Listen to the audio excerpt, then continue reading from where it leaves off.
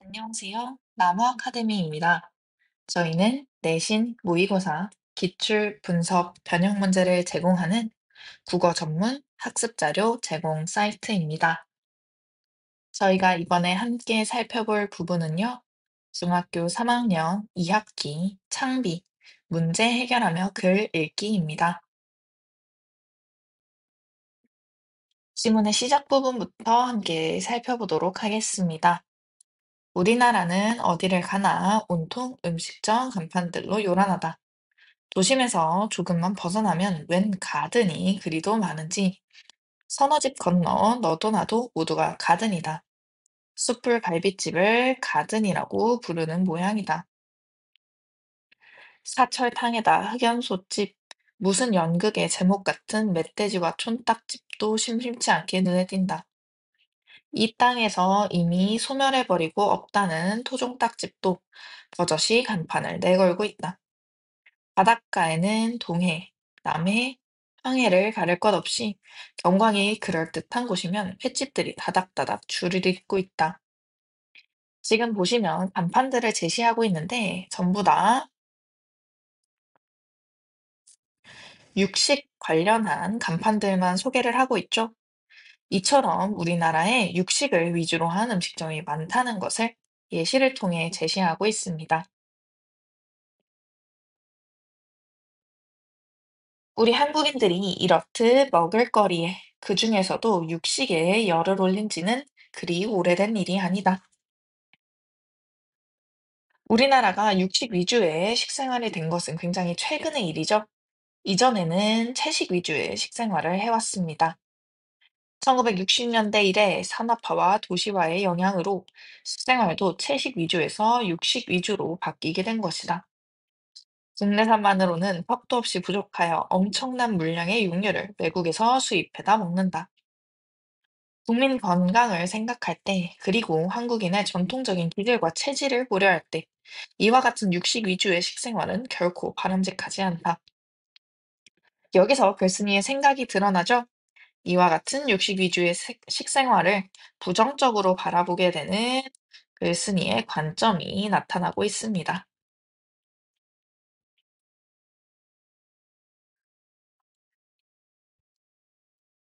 이렇게 육식 위주의 식생활이 바람직하지 않은 이유에 대해서 설명하고 있습니다. 미국의 환경운동가로 널리 알려진 제러미 리프키는 육식의 종말이라는 저서를 통해 개인의 건강을 위해서든 지구 생태계의 보전을 위해서든 굶주리는 사람을 위해서든 또는 동물학대를 막기 위해서든 산업사회에서 고기 중심의 식생활의 습관은 하루빨리 극복되어야 한다고 역설하고 있다. 지금 글쓴이의 생각만 이야기하는 것이 아니라 유명한 저서를 인용하고 있는데요. 이 인용함을 통해서 주장의 신뢰성을 높이고 있습니다. 그래서 육식 위주의 식생활을 극복해야 하는 이유에 대해서 나열하고 있는 것 알 수 있습니다. 그가 인용한 자료에 의하면 소와 돼지, 닭 등의 가축들이 지구상에서 생산되는 곡물의 3분의 1을 먹어치우고 있다. 미국에서 생산되는 곡물의 70% 이상이 가축의 먹이로 사용된다. 소식동물인 소가 풀이 아닌 곡식을 먹게 된 것은 20세기에 일어난 일인데, 이런 사실은 농업의 역사에서 일찍이 없었던 새로운 현상이다. 지금 보시면 지구상에서 생산되는 곡물의 3분의 1을, 그리고 미국에서 생산되는 곡물의 70%를 가축의 먹이로 사용하고 있다고 합니다. 여기서 구체적인 수치 사용하고 있다는 거 파악할 수 있습니다.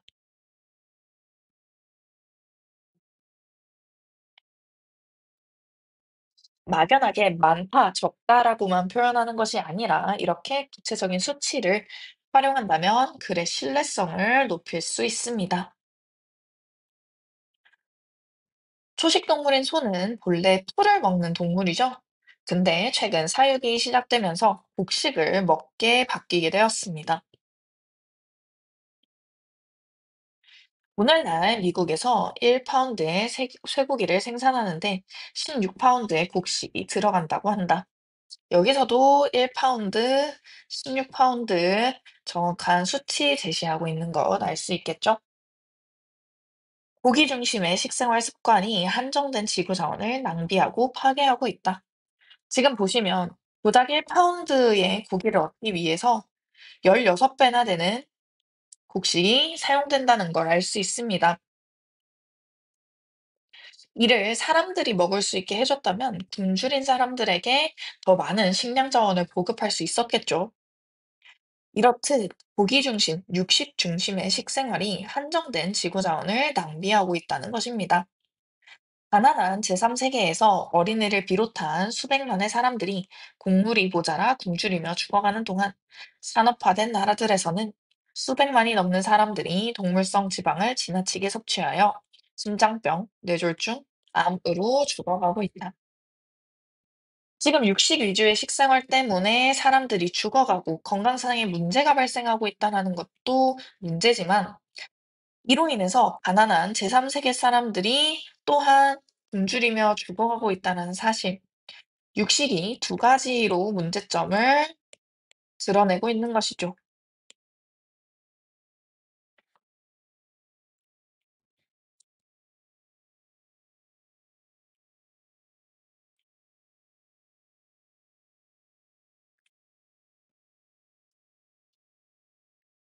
미국 공중위생국의 한 보고서에 의하면 1987년에 사망한 210만 명의 미국인 가운데 150만 명은 포화지방의 과잉 섭취가 주요 사망 원인이었다고 한다.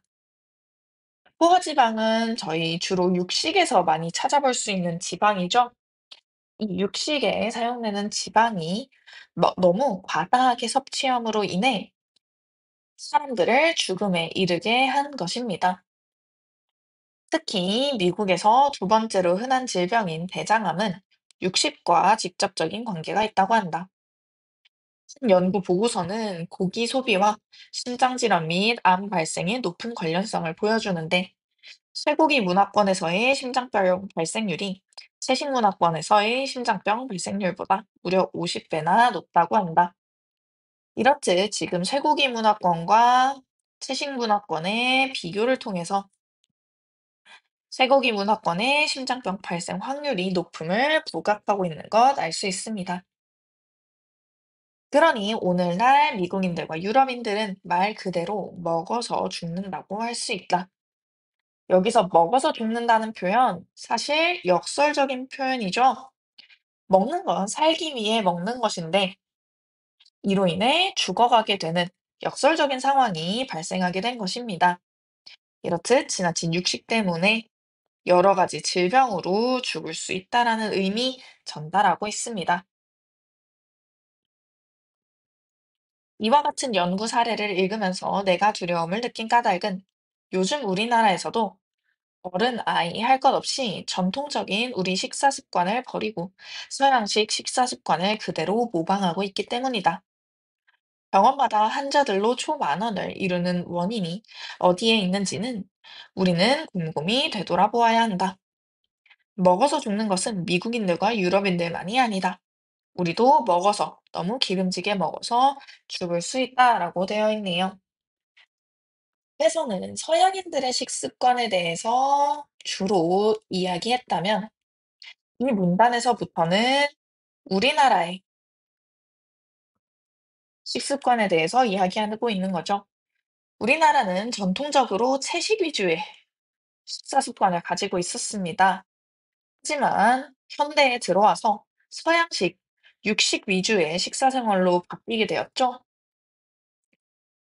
그래서 우리도 너무 기름지게 먹어서 발생할 수 있는 문제들에 놓여 있다라고 글쓴이는 이야기합니다. 동물들의 사육장에 관한 기록을 읽으면서 우리 인간이 얼마나 잔인하고 무자비한 존재인가를 같은 인간으로서 부러워하지 않을 수 없었다. 어린 숫송아지들은 태어나자마자 거세된다. 좀 더 순종적으로 만들고 고기의 질을 개선하기 위해서이다. 또 짐승들끼리 비좁은 우리에서 서로 상처를 입히지 않도록 쇳불에 뿌리를 태우는데 뿌리를 태우는 화학약품을 마취도 하지 않은 채 사용한다. 여기서는 가혹한 동물 학대의 모습을 드러내고 있죠.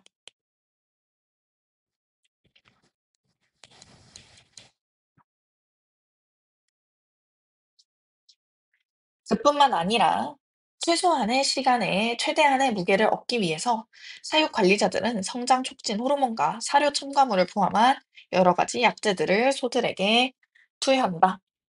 사실 우리가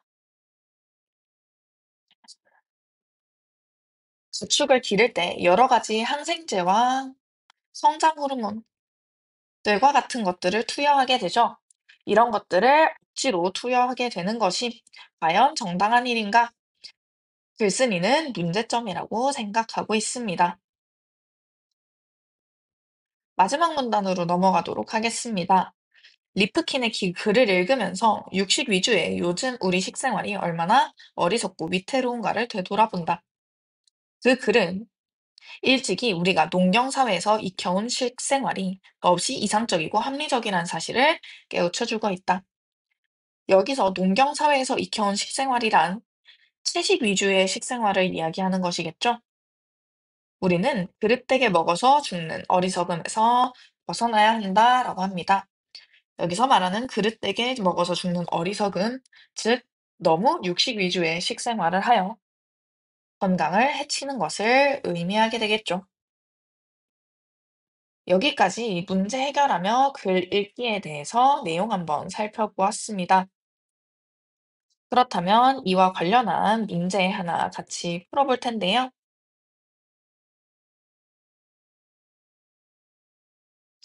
저희 1번 문제 한번 같이 풀어보겠습니다.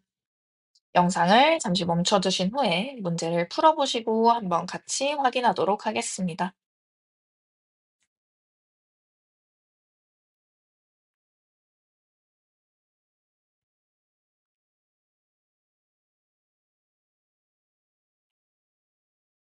문제 풀어보셨나요? 말을 읽으며 보기와 같은 문제에 부딪혔을 때 해결 방법으로 가장 적절한 건 묻고 있습니다. 여기서 가의 내용은 주변에 음식점이 많다는 것인데 이 내용으로 무엇을 말하려는 것인지 의도를 파악하기 어려워라는 문제점이 생겼죠. 이를 해결하기 위한 가장 적절한 방안, 답은 5번이었습니다.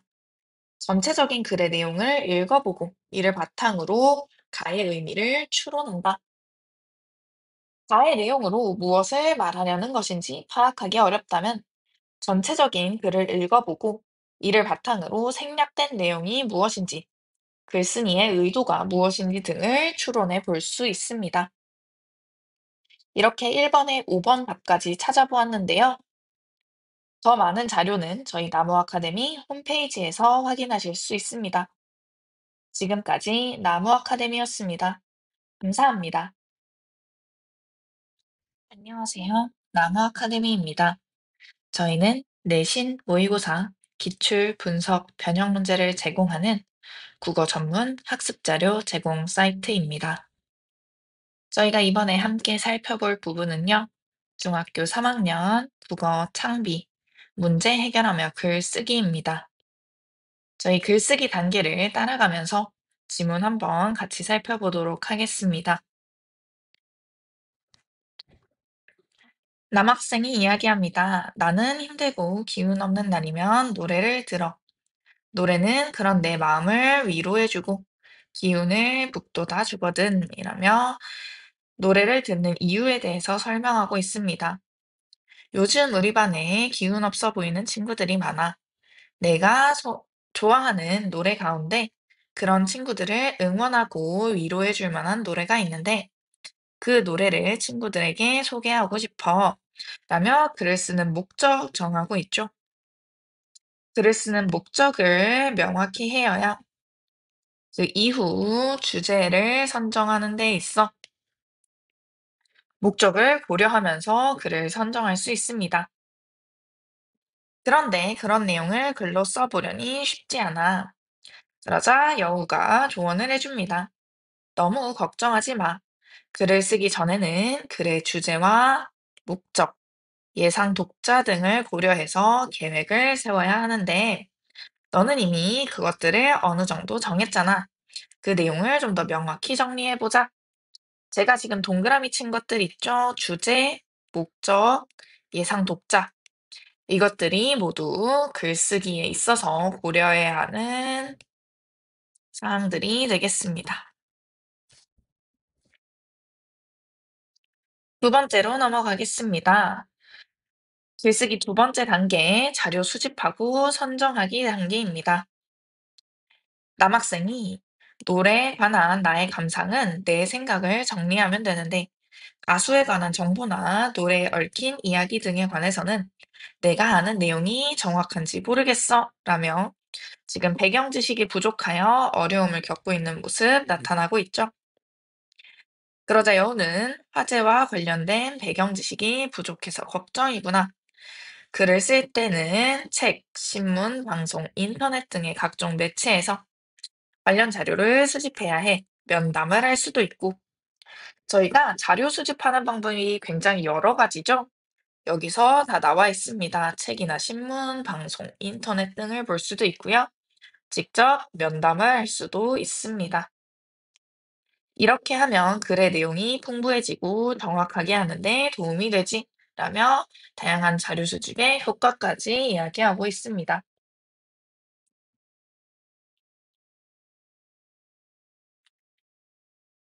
이후 노래 가사에 대해서 조사한 것, 그리고 노래에 관한 기본 정보, 노래에 얽힌 이야기, 인터뷰 내용, 그리고 출연하는 방송 프로그램까지 조사한 자료입니다.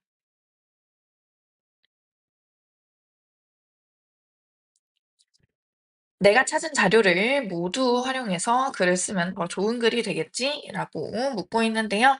여우는 글의 주제와 목적, 독자 등을 고려해서 꼭 필요한 자료를 선정하는 것이 중요해.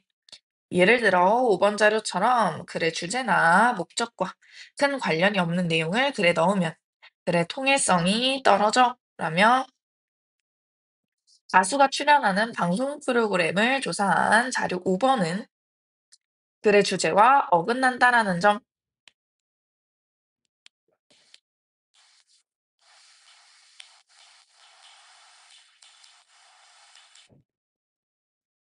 이야기하고 있습니다. 여기서 적절하지 않은 선지 출제될 수 있는데요. 모든 자료를 반드시 다 활용해야 한다라는 적절하지 않은 선지 출제될 수 있습니다.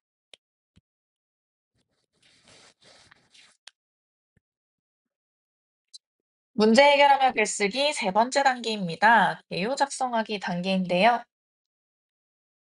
남학생이 자료 선정을 마쳤으니 이제 글을 써야겠다. 그런데 글의 처음, 가운데, 끝부분에 어떤 내용을 담으면 좋을까라고 고민하고 있죠. 여우는 앞에서 세운 계획과 선정한 자료의 내용을 바탕으로 개요를 작성해 보자라고 합니다. 개요를 작성하면 글 전체의 짜임과 흐름을 한눈에 볼 수 있거든. 이라며 개요 작성의 필요성 이야기하죠. 처음 부분에서는 글의 주제와 목적 등을 밝히고 독자의 관심을 불러일으킬 만한 내용을 제시해야 해. 라며 처음 부분에 들어갈 내용 이야기합니다. 글의 중심이 되는 가운데 부분에서는 자신이 전달하고 싶은 내용을 담아야 해. 끝부분에서는 앞에서 다룬 내용을 정리하고 전달하는 내용을 강조하면 돼. 라며 각각 첫, 가운데, 끝에서 어떤 내용들을 담을 수 있을지 이야기하는데요. 세부 내용의 개요 구성 밑에 제시되어 있습니다. 처음에는 노래를 통해 위로받은 나의 경험을 제시하고 있고요. 이를 통해 독자의 관심을 불러일으키려고 하고 있습니다. 또한 노래를 소개하려는 목적과 소개할 노래의 제목 제시하고 있고요. 가운데에서는 노래 가사의 주요 내용과 나의 감상, 그리고 가수 노래와 얽힌 이야기까지 함께 자료 조사한 내용에서 필요한 부분 제시하고 있습니다.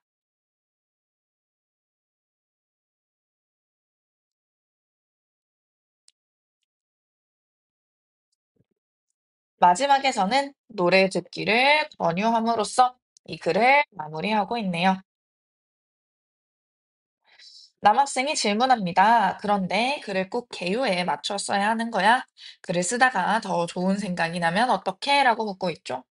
여우는 꼭 처음에 작성한 개요대로 글을 써야 하는 것은 아니야. 라며 이 부분 중요한데요. 개요와 글이 서로 달라질 수 있음을 이야기합니다. 개요를 바탕으로 글을 쓰더라도 글을 쓰는 과정에서 내용의 순서를 바꿀 수 있고 내용을 삭제하거나 추가할 수 있어 라며 글을 쓰는 과정에서 글과 개요가 서로 달라질 수 있음을 이야기하고 있습니다. 다음으로 글쓰기 네 번째 단계 표현하기 및 고쳐쓰기 단계입니다. 내 감상을 쓸 때 정말 감동적이다. 이렇게만 쓸 수는 없잖아. 내 생각이나 느낌을 잘 표현할 방법이 없을까? 라며 글쓰기에서 발생하게 된 문제 상황 이야기하고 있고요. 표현을 할 때에는 내용에 알맞은 단어를 골라 정확한 문장을 쓰는 것이 기본이야. 여러 가지 표현 방법 가운데 글의 주제와 목적에 맞는 것을 선택해 활용하는 것도 좋지. 감동적이다라고만 쓰기보다 노래 가사와 선율이 왜 인상적이었는지를 구체적으로 표현해 보는 것은 어떨까? 라며 글을 쓰는 과정에서 발생한 문제를 해결할 수 있는 방안 이야기하고 있죠.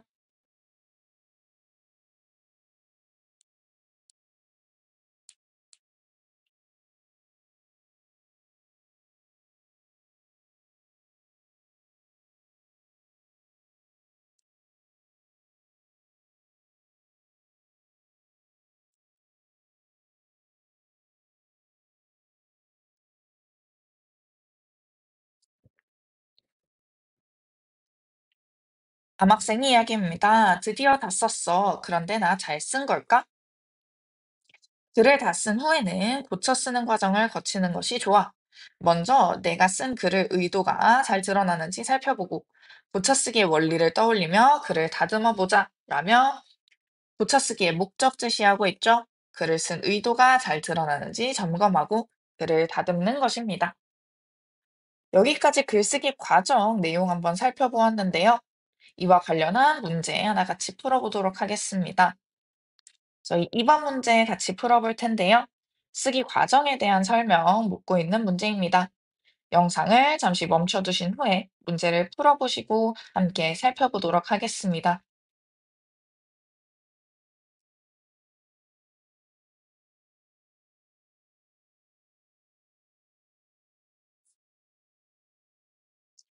문제 풀어보셨나요? 다음은 쓰기 과정에 대한 설명이다. 적절하지 않은 것 묻고 있습니다. 답은 5번이었습니다. 글 수준에 따라 단어, 문장, 글 전체 순서로 고쳐 쓰는 것이 효율적이다라고 되어 있는데요. 이는 적절하지 않습니다. 글 수준에 따라 글 전체, 문장, 단어 순으로 고쳐 쓰는 것이 효과적입니다. 따라서 순서를 바꿔주셔야 되겠죠. 여기까지 문제 해결하며 글쓰기 함께 살펴보았는데요.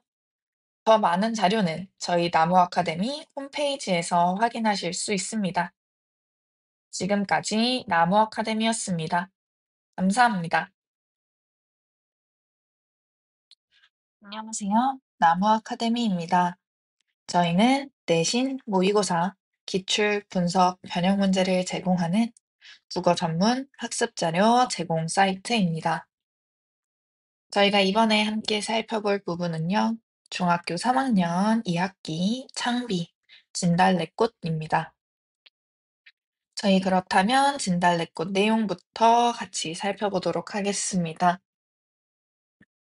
나보기가 역겨워 가실 때에는 말없이 고이 보내 드리우리다.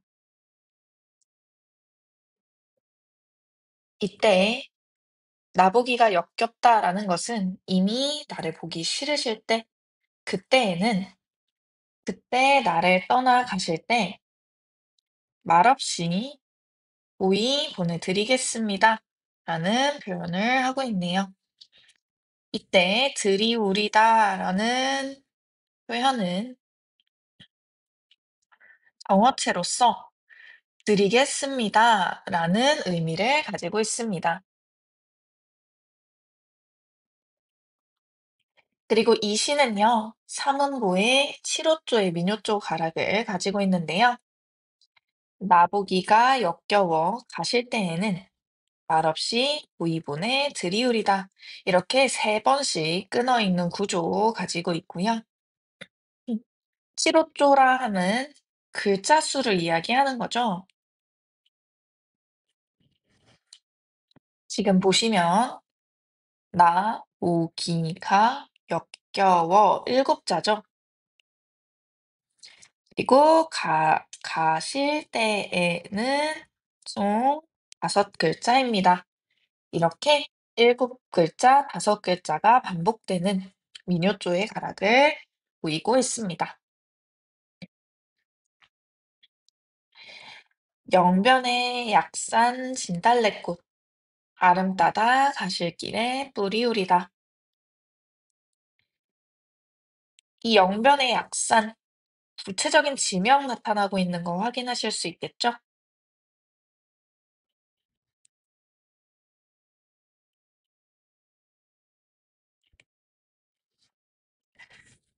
이때 진달래꽃의 의미가 중요한데요. 이미 가시는 길에 화자가 뿌리게 될 사랑과 축복, 그리고 화자의 정성을 의미하는 것입니다. 이러한 자신의 정성을 아름따다, 굉장히 많이 땄다라는 것이죠. 가실 길에 뿌리겠습니다. 라고 이야기합니다. 가시는 길에 대한 축복을 의미하는 것이죠.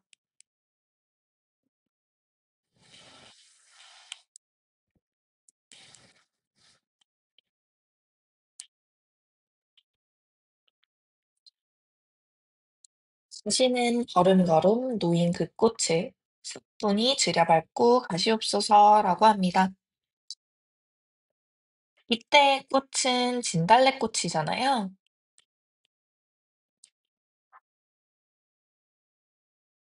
자신의 정성을 들여밟다, 내 정성을 밟고 가세요라고 표현함으로써 자기 희생적 태도를 보이고 있습니다. 나보기가 역겨워 가실 때에는 죽어도 아니 눈물 흘리우리다. 지금 이별의 상황을 가정했죠? 이별의 상황에서 죽어도 눈물을 흘리지 않겠다라는 단어법 사용하고 있습니다. 사실 이미 떠나가는 상황이라면 굉장히 많이 슬프겠죠?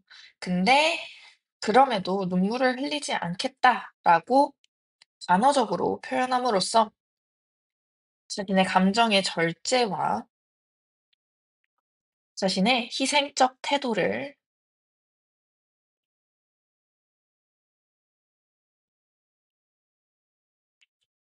강조하고 있다라고 볼 수 있겠습니다.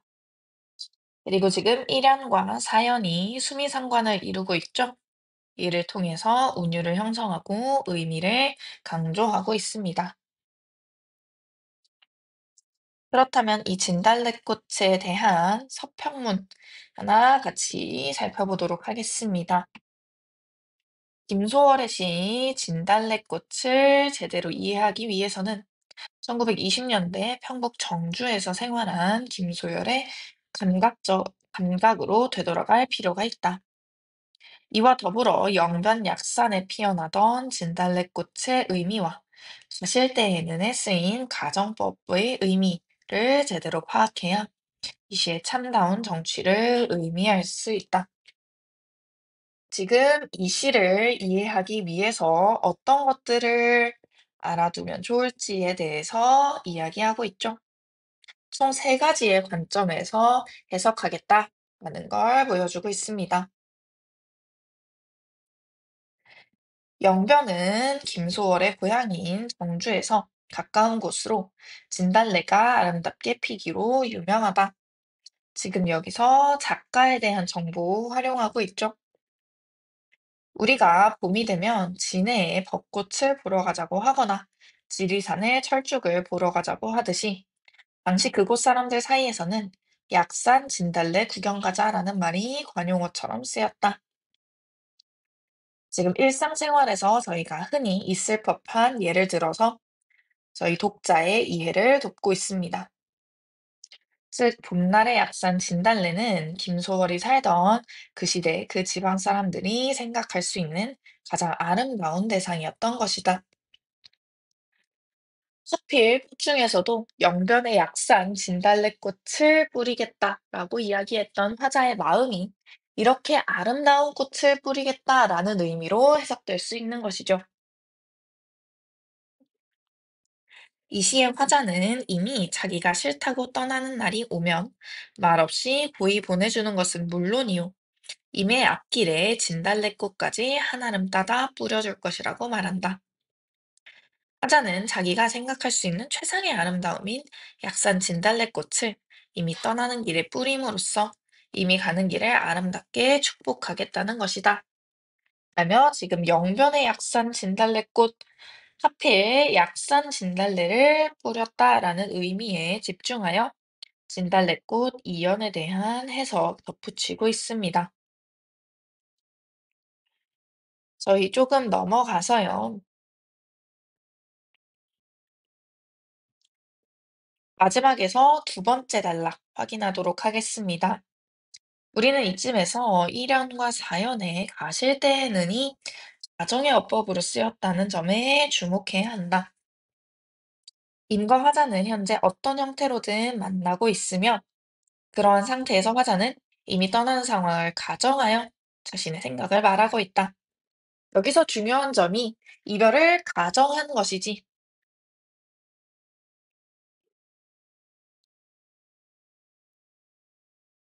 실제로 이별한 상황은 아니라는 점에 주목해야 됩니다.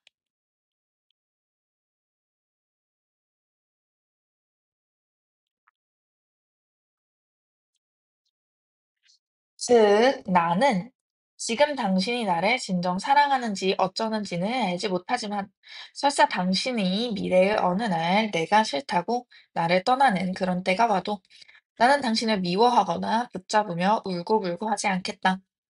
당신이 가는 길에 아름다운 약산 진달래를 가득 뿌려줄 것이며 그리하여 그 길이 아름다움으로 충만하기를 빌 뿐이다. 여기 화자의 입장에서 시의 전체 내용 요약하고 있는 것 확인할 수 있겠죠? 이는 글쓴이의 해석을 마치 화자의 말을 빌려서 표현하고 있다라고 볼 수 있겠네요.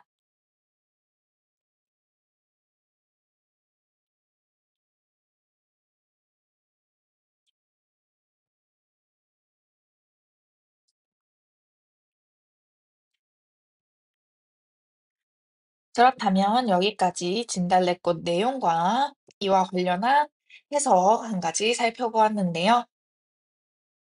방금 읽은 부분에 대한 문제 하나 같이 풀어보도록 하겠습니다. 1번 문제 함께 풀어볼 텐데요. 나의 내용과 관련하여 기억의 의미를 추측한 것으로 가장 적절한 것 되어 있죠? 나의 내용은 영변의 약산 진달래를 왜 하필 뿌리게 되었는지 해석했던 부분 있죠? 그 부분이고요. 기억은 진달래꽃입니다.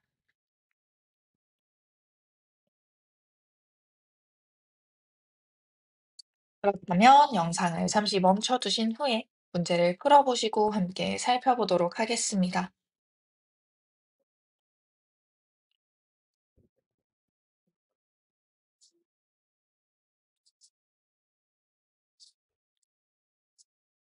문제 풀어보셨나요?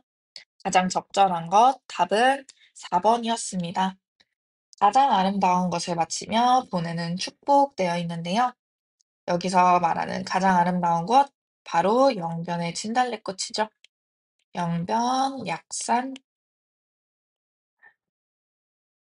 진달래꽃이 바로 화자가 생각하는 가장 아름다운 것이었습니다.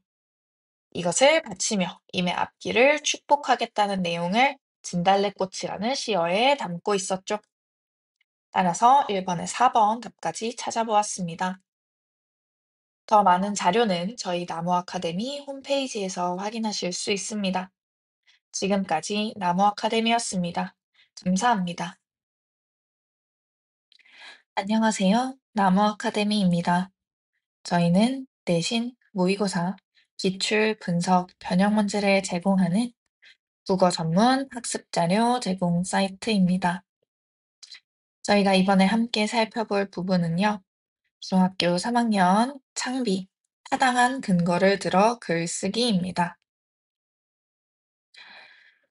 주장하는 글, 내용 한번 확인하도록 하겠습니다. 제목은 학급 자치를 활성화해야 한다라는 제목으로 시작합니다. 우리가 학교에서 보내는 수많은 시간을 좀 더 알차게 만드는 방법이 없을까? 지금 주제와 관련된 질문을 던져서 독자의 관심을 유발하고 있는 부분이죠. 나는 그 해답이 학급 자치를 활성화하는 데 있다고 생각한다. 지금 앞서 던진 질문에 대한 글쓴이가 가지고 있는 답을 글쓴이의 주장으로 선정하고 있습니다. 그 까닭은 학급 자치의 활성화가 불러오는 다음 효과 때문이다. 라며 이 이후에 학급 자치의 효과에 대해서 설명할 것이다. 라고 이야기하고 있죠. 첫째, 학급 자치가 활성화되면 학생들 스스로가 학교 생활 규칙을 지키기 위해 노력하게 된다. 라며 첫 번째 근거 제시하고 있습니다. 학급 자치 활동 가운데 대표적인 것은 학생들이 스스로 자신의 생활 규칙을 정하는 일이다.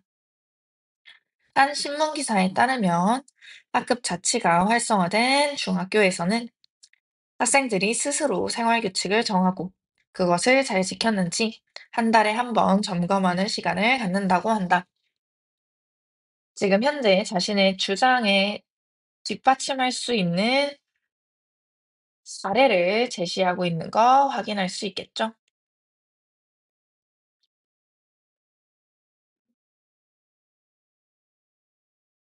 이 학교의 학생들은 스스로가 만든 규칙을 지키기 위해 노력하며 만든 규칙에 문제가 없는지 살펴 이를 보완하는 데 앞장서고 있다. 이처럼 학급 자치의 활성화는 학생들 스스로가 규칙을 준수하기 위해 노력하는 결과로 이어질 수 있다. 라며 직접적인 사례를 통해서 근거를 제시하고 있습니다. 둘째, 학급 자치의 활성화는 학생들이 주인의식을 기르는 데 도움이 된다. 여기가 두 번째 근거가 되겠죠. 경기도 교육청에서 발행한 학생 자치 활동 이야기에 따르면 학생들은 학급 자치 활동을 통해 학교의 주인으로서 교육 활동과 의사결정에 주체적으로 참여하며 자신들의 힘으로 학교를 변화시키는 경험을 한다. 앞서서는 사례를 근거로 제시했다면 두 번째에서는 자료를 근거로 제시하고 있죠.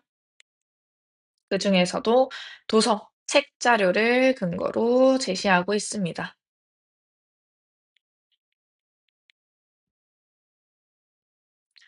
또한 경기도 교육청에서 발행했다라는 출처를 밝힘으로써 글의 신뢰성을 높이고 있습니다.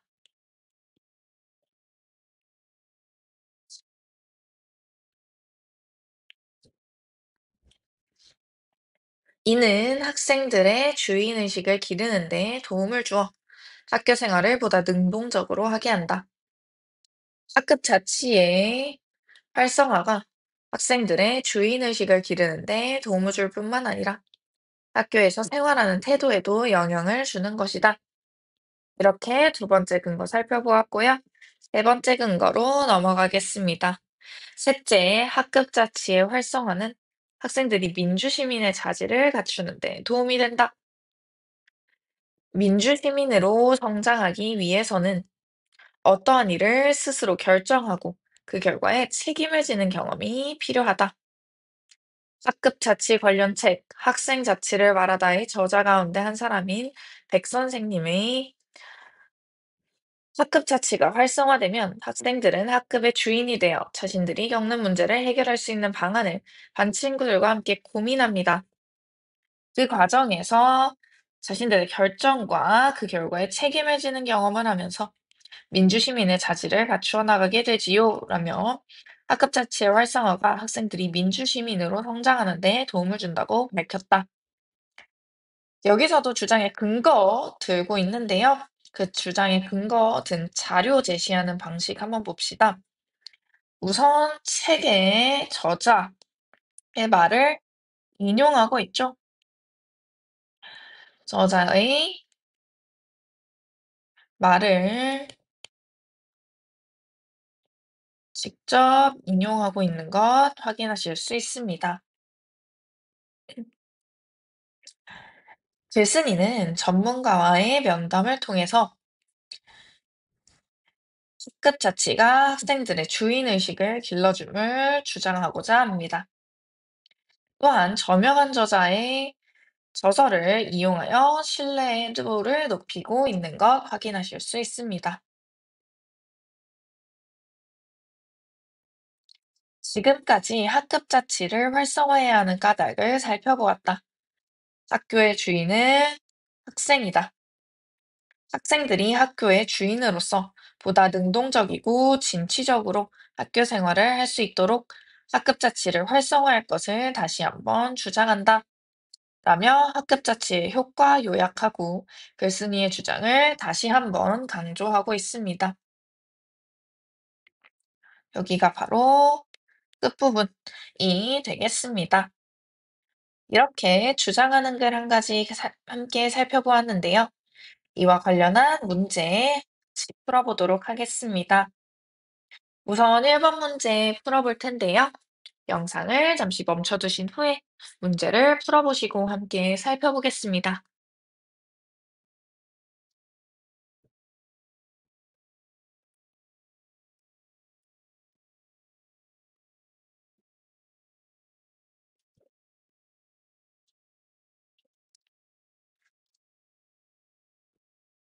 문제 풀어보셨나요? 1번 주장하는 글에 대한 설명으로 옳은 것 묻고 있습니다. 적절한 것 답은 3번이었습니다. 글을 쓰기 전 근거의 타당성을 미리 검토한다 되어 있는데요. 주장하는 글을 쓰기 전에는 근거의 타당성을 미리 검토하여 자신의 주장을 뒷받침할 수 있는 근거를 선정해야 되겠죠? 따라서 옳은 설명 답은 3번이었습니다. 오답선지도 한번 살펴볼 텐데요.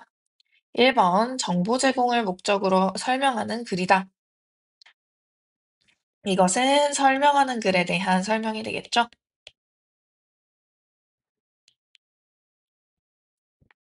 두 번째, 근거는 독자의 관심을 많이 끌수록 좋다라고 되어 있는데요.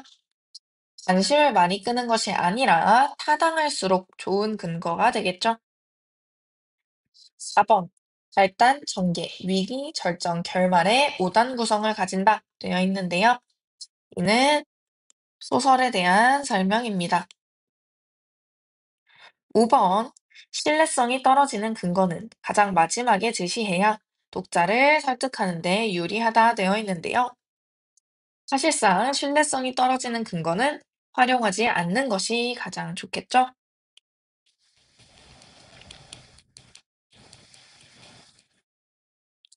따라서 마지막 5번 선지까지 적절하지 않게 되겠습니다.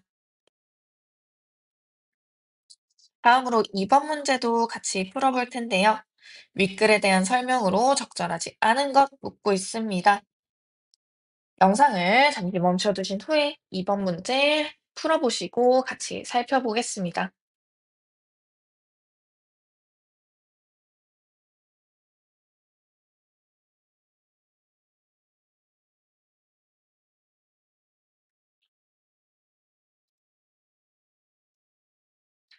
문제 풀어보셨나요? 2번 윗글에 대한 설명으로 적절하지 않은 것은 3번이었습니다. 이 글에서 주장과 대조적인 근거는 제시되어 있지 않죠? 따라서 답은 3번이 되겠습니다. 여기까지 타당한 근거를 들어 글쓰기 살펴보았습니다. 더 많은 자료는 저희 나무 아카데미 홈페이지에서 확인하실 수 있습니다. 지금까지 나무 아카데미였습니다. 감사합니다. 안녕하세요. 나무 아카데미입니다. 저희는 내신, 모의고사, 기출, 분석, 변형 문제를 제공하는 국어 전문 학습 자료 제공 사이트입니다. 저희가 이번에 함께 살펴볼 부분은요, 중학교 3학년 국어 창비, 논박하며 토론하기입니다.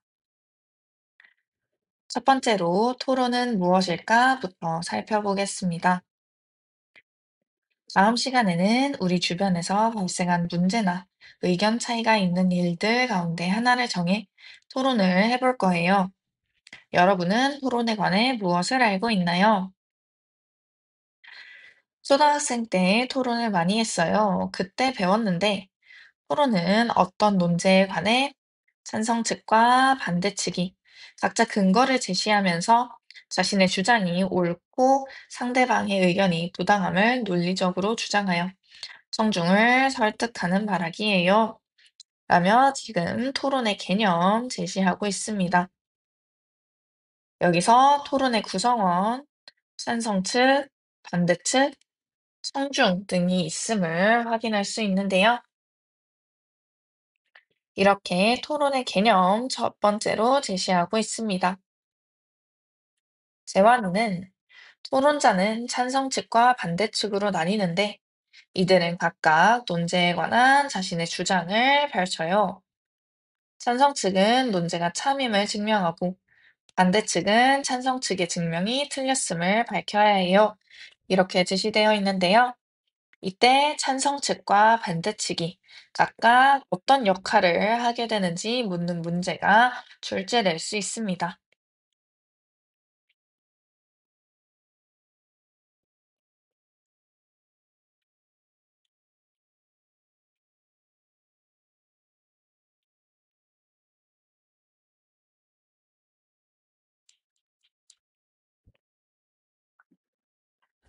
수지는 이에 토론을 할 때에는 토론의 단계를 지켜야 하고 상대방의 주장을 존중하며 들어야 해요. 라며 토론의 규칙과 토론자의 바람직한 태도에 대해서 이야기합니다.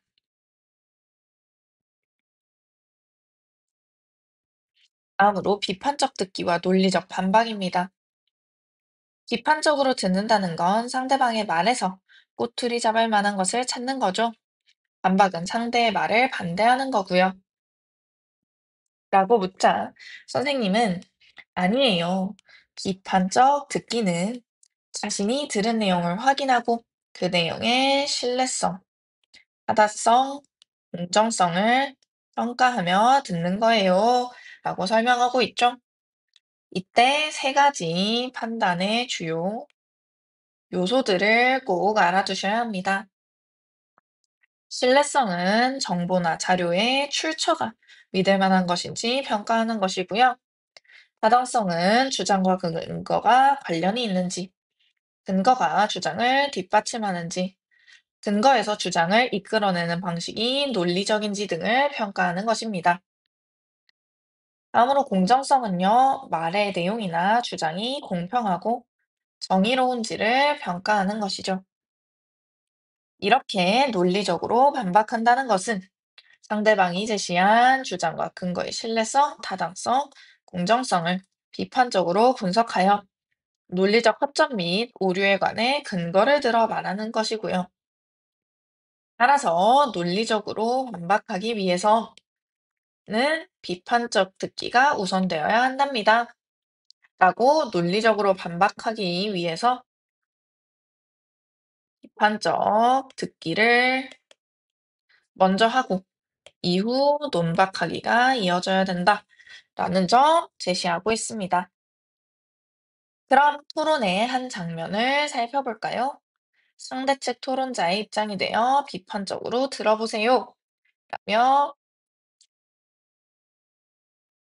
한 가지 내용 제시하고 있습니다.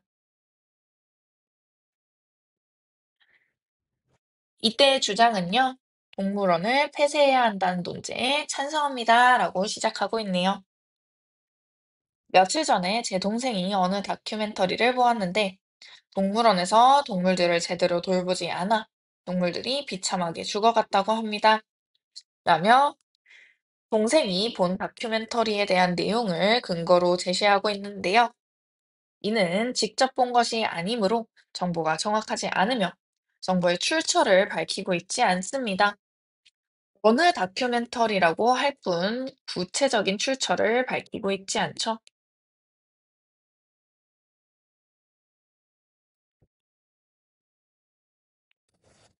이는 신뢰성이 떨어지는 근거입니다. 이처럼 동물원은 생명의 존엄성을 위협하는 공간입니다.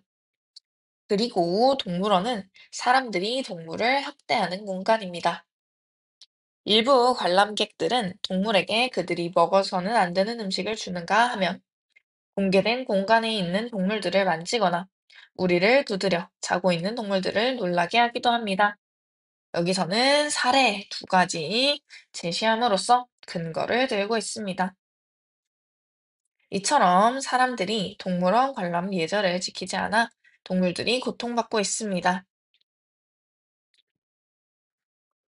지금 주장 2의 근거에 대해서 들고 있는데요.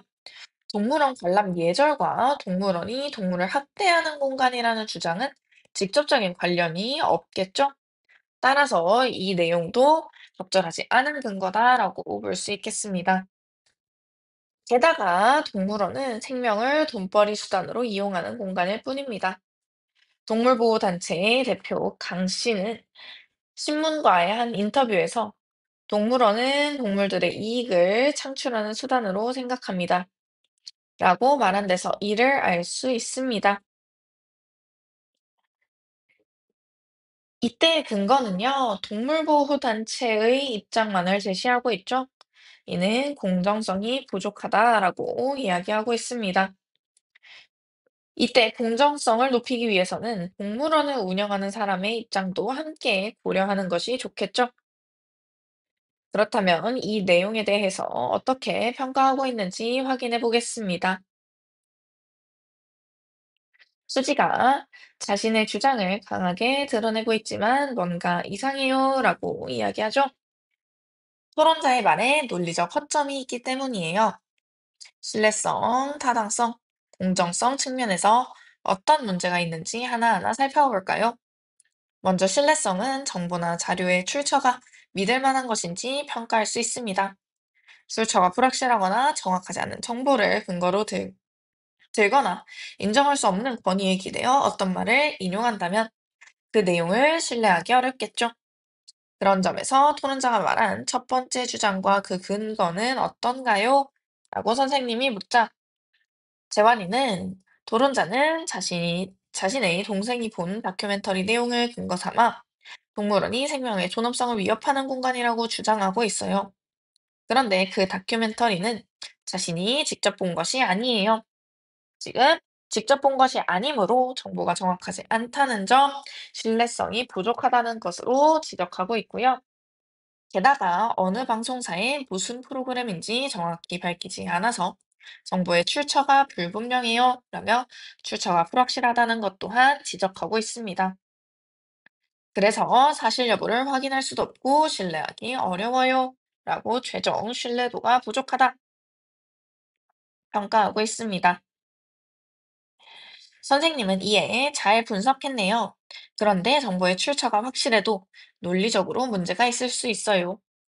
타당성은 주장과 근거와 관련이 있는지, 근거가 주장을 뒷받침하는지, 근거에서 주장을 이끌어내는 방식이 논리적인지 등을 따져 평가할 수 있어요.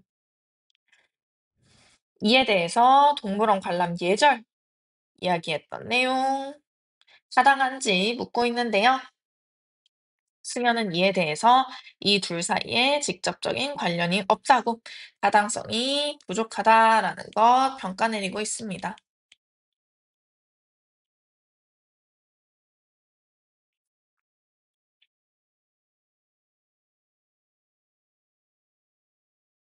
수지는 이에 대해서 해당 발언이 타당성을 지니려면 동물원이 동물들을 학대하는 공간이라는 주장을 직접적으로 뒷받침하는 근거를 제시해야 하는데, 토론자는 주장과 관련이 없는 근거를 들었어요 라고 제시하고 있습니다.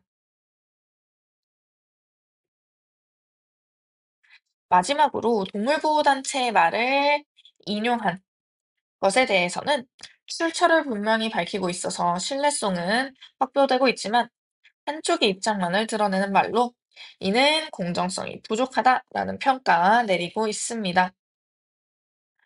또한 감정적인 표현을 써서 그 말을 듣는 사람들이 객관적인 판단을 할 수 없게 한다는 점 또한 공정성이 부족하다라는 평가의 판단 근거가 되겠죠. 이렇게 토론의 내용을 비판적으로 듣는 것까지 한번 확인해 보았습니다. 그렇다면 토론과 관련한 문제 하나 같이 풀어보겠습니다. 이번 문제 함께 풀어볼 텐데요. 토론에 대한 설명으로 바르지 않은 것 묻고 있습니다. 영상을 잠시 멈춰두신 후에 문제를 풀어보시고 함께 살펴보겠습니다.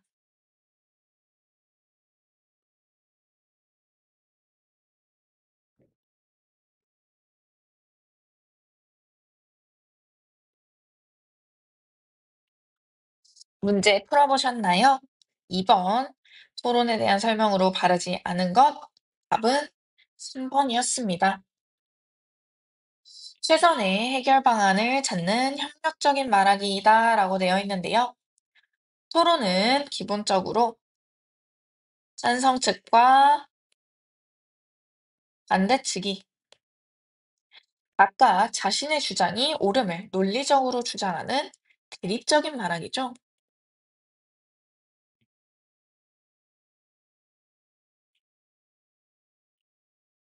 따라서 협력적인 말하기다라는 설명은 적절하지 않습니다. 3번과 같은 설명은 협의 혹은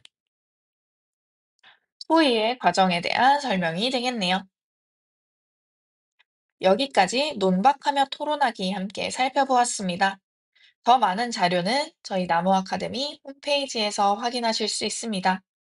지금까지 나무 아카데미였습니다. 감사합니다.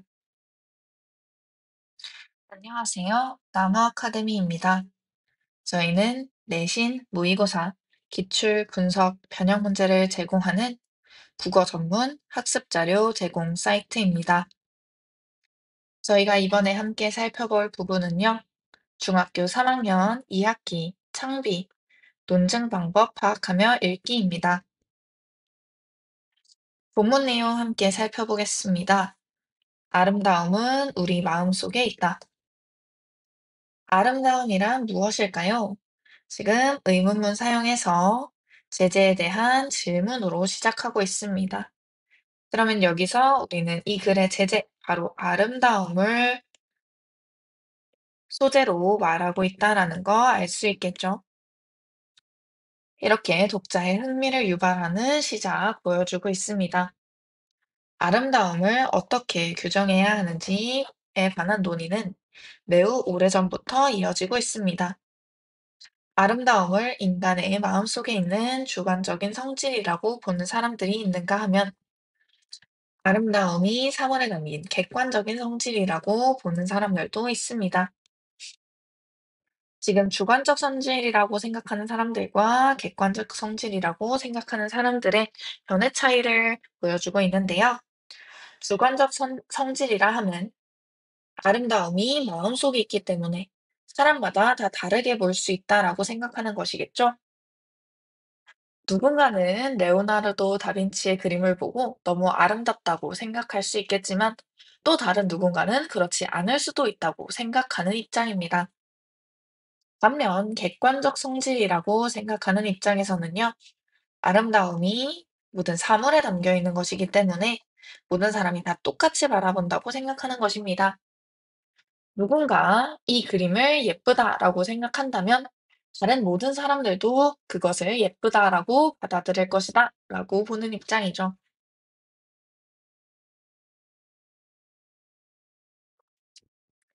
객관적 성질이란 개인의 느낌이나 생각과 관계없이 누구에게나 있는 그대로 인식되는 특성으로 이는 누구에게나 동일한 경험을 제공합니다. 여기서 객관적 성질의 특성을 정의하고 있죠. 정의의 방법을 활용하여 단어의 의미를 명확하게 밝히고 있습니다. 예컨대 모양이 대표적으로 들 수 있는 객관적 성질이지요. 누구나 삼각형을 보며 삼각형이라고 인식하고 사각형을 보며 사각형이라고 인식합니다. 즉, 모양은 누구에게나 동일한 경험을 제공하는 것입니다. 여기 지금 논증 방법 확인해 보시면요. 대전제, 누구에게나 동일한 경험을 제공한다. 객관적 성질은 이러한 특성이 있다라는 걸 대전제로 잡고 있죠. 그 다음으로 소전제, 모양은 객관적 성질이다. 그렇다면, 즉, 모양은 누구에게나 동일한 경험을 제공한다라는 결론을 내리고 있죠.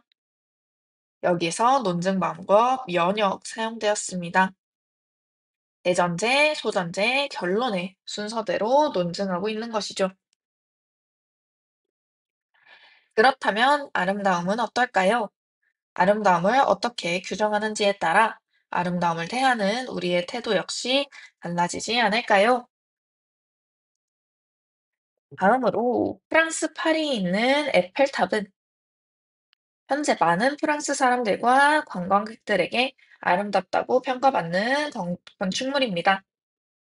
하지만 에펠탑이 완공된 직후의 평가는 지금과 사뭇 달랐습니다. 그 당시 사람들은 저 흉물스러운 철제 구조물을 얼른 철거해야 한다고 주장하기까지 했습니다.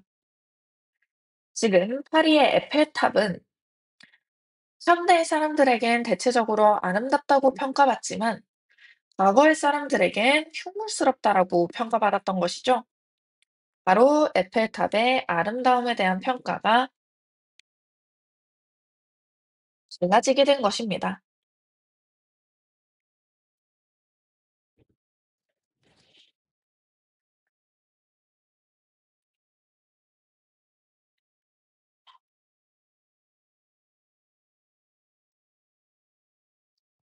이를 통해 저희가 알 수 있는 것은 우리가 현재 아름답다고 보는 대상이 어떤 시대나 다른 사람들을 만나면 아름답지 않다고 생각될 수도 있다는 것입니다. 이것은 아름다움을 주관적인 성질이라고 파악하는 입장이 되겠죠. 그때의 에펠탑과 지금의 에펠탑은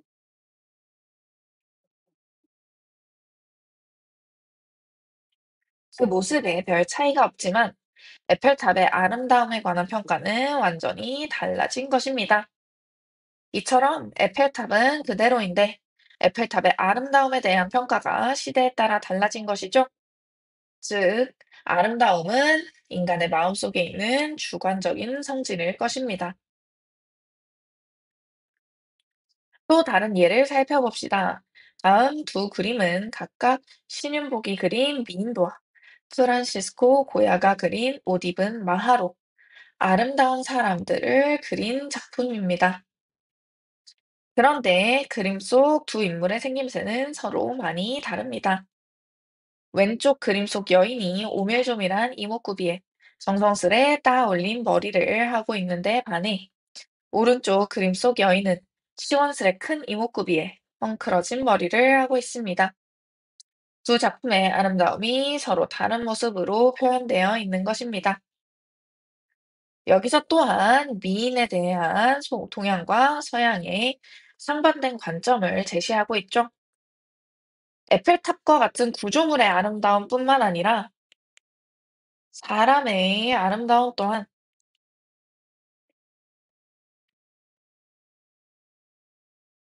상대적이고 평가가 달라지는 것입니다.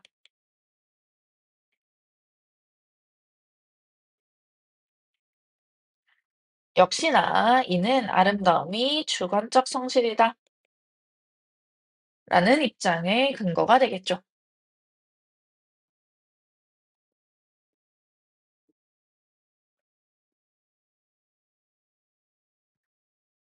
고전 음악에 관한 사람들의 반응도 저마다 다릅니다. 어떤 사람들은 모차르트나 베토벤의 음악과 같은 서양의 고전 음악을 들으면서 그 선율의 아름다움에 심취하고는 합니다. 하지만 고전 음악의 아름다움을 느끼지 못하는 사람들은 고전 음악을 그저 지루하다고 느끼거나 자장가처럼 받아들이지요. 라며 고전 음악에 대한 긍정적 평가와 부정적 평가가 달라지는 것 확인할 수 있습니다. 이 모든 사례들은 동일한 사례를 보더라도 아름다움에 대한 평가가 달라지는 사례를 분석한 것이죠. 이렇듯 사례를 통해서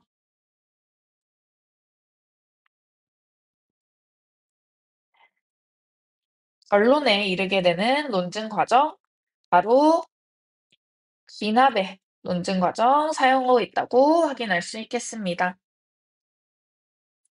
이렇게 예시를 통해 보았을 때, 즉, 아름다움은 사람마다 다르게 느끼는 주관적인 성질인 것입니다. 라고 글쓴이의 핵심 주장 제시하고 있네요. 이것은 맛과 비교하여 생각해 볼 수 있습니다. 신맛이 나는 음식을 여러 사람에게 주었다고 해봅시다. 미각에 문제가 없는 사람이라면 모두 단맛이나 쓴맛이 아닌 신맛을 느낄 것입니다. 단맛, 짠맛, 신맛, 쓴맛 등의 감각은 누구나 동일하게 인식하는 객관적인 성질이기 때문입니다. 하지만 그 음식이 맛이 있는지 없는지에 대한 평가는 사람마다 다르지요. 이때 감각은 객관적인 성질이지만 평가는 주관적인 성질이 되겠죠? 아름다움을 마치 맛에 비유하고 있는 것입니다.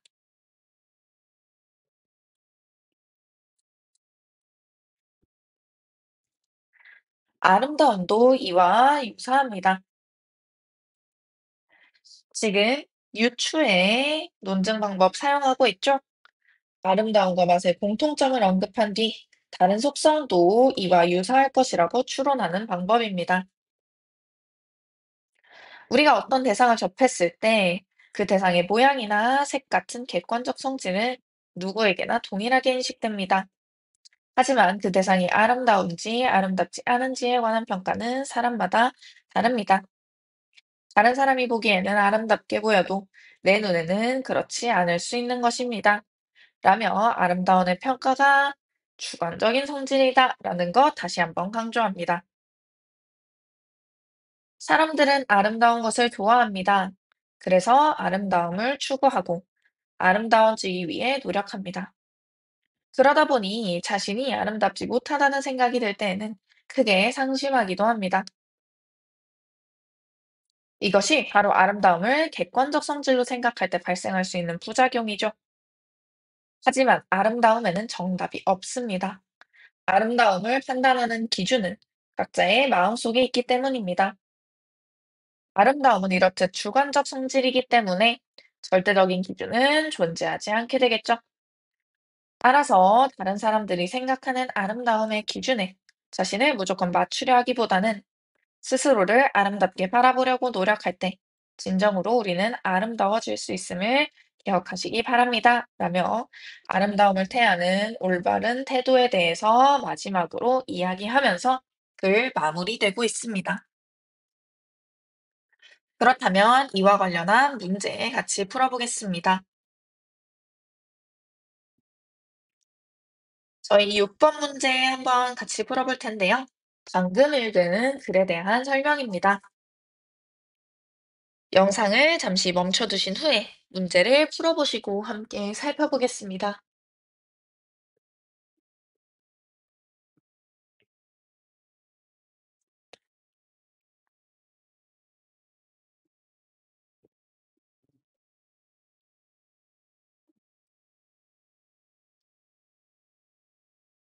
문제 풀어보셨나요? 6번. 이와 같은 글을 읽을 때 유의할 점으로 가장 적절한 것은 묻고 있습니다. 이와 같은 글, 바로 논증하는 글이죠. 답은 5번이었습니다. 주장에 대한 근거가 무엇인지 따지면서 읽는다입니다. 이와 같은 글은 주장과 그에 대한 근거를 바탕으로 설득력을 평가해야 하기 때문에 근거를 판단하면서 읽어야 한다는 설명 적절하게 되겠네요. 더 많은 자료는 저희 나무 아카데미 홈페이지에서 확인하실 수 있습니다. 지금까지 나무 아카데미였습니다. 감사합니다. 안녕하세요. 나무 아카데미입니다. 저희는 내신, 모의고사, 기출, 분석, 변형 문제를 제공하는 국어 전문 학습 자료 제공 사이트입니다. 저희가 이번에 함께 살펴볼 부분은요, 중학교 3학년 창비, 설득 전략 분석하며 듣기입니다. 그렇다면 연설의 내용 확인해 보도록 하겠습니다. 세상의 모든 어른들께라는 제목으로 시작하고 있는데요. 이때 청자를 세상 모든 어른들로 규정하여 문제를 해결하기 위해서는 세상의 어른들이 함께 힘써야 함을 드러내고 있네요. 안녕하세요. 저는 세번 컬리즈 스즈키입니다. 저는 에코, 환경을 지키는 어린이 조직의 대표로 여기에 왔습니다. 여기서 회의에 참석 자격을 밝히고 있는 것 확인할 수 있습니다. 에코는 12살에서 13살 사이의 캐나다 아이들이 무언가 변화에 기여하고자 만든 모임으로 바네사 스티, 모건 가이슬러, 미셸 퀴그, 그리고 제가 회원이에요 라며 에코라는 조직에 대해서 먼저 소개하고 있죠.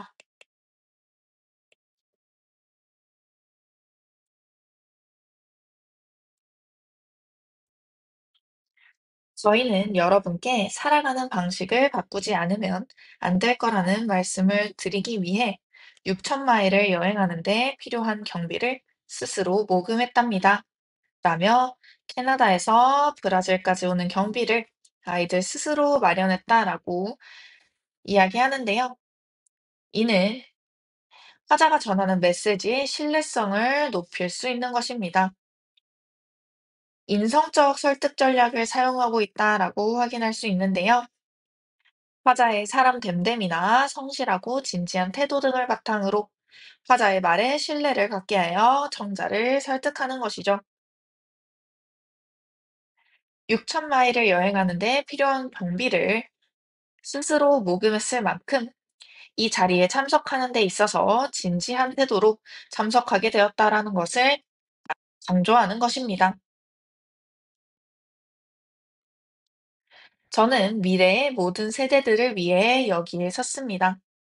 저는 세계 전역에 굶주리는 아이들을 대신하여 여기에 섰습니다.